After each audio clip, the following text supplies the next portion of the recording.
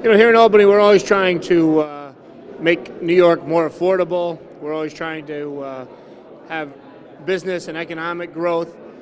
And then policies come out of this town and this building that do harm to both those goals. And I'll give you a great example.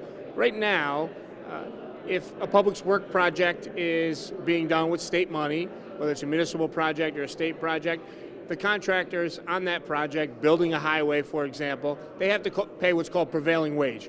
Now, prevailing wage, nobody's really sure where the state gets that number from. It's usually an inflated wage plus benefits, and it increases the cost of doing a public works job now by 20% to 30%. And when I say the cost of doing a public works job, what that really is saying is it increased the cost to taxpayers. So that's the state of play right now.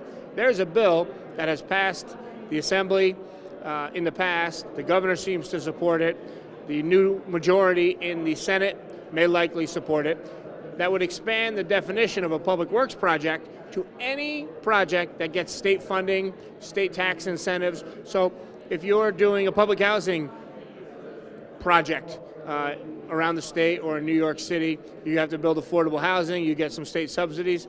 Now you're, under this bill, you'd be required to pay the prevailing wage, which would increase the cost of doing the job by 20 to 30%.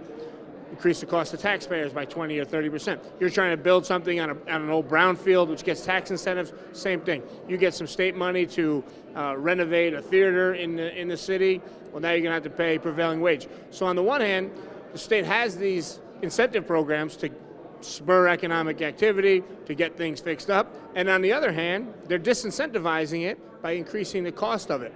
There are a large number of groups against this new expansion of the prevailing wage law.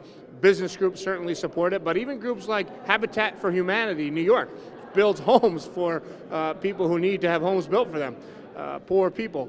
They're saying, whoa, this is really going to hurt us. We'll be able to build less homes if this becomes the law. It's an enormous problem. It's not getting enough coverage. Along with Habitat for Humanity, I'm against this bill. I don't know why we're, on the one hand, trying to spur economic activity, and on the other hand, making it more difficult.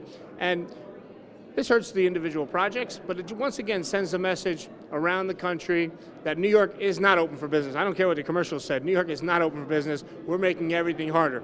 And the goal here is really to help unions. And my position is, hey, if a union can come in and do the job for a good price and high quality work, that's who should get the job.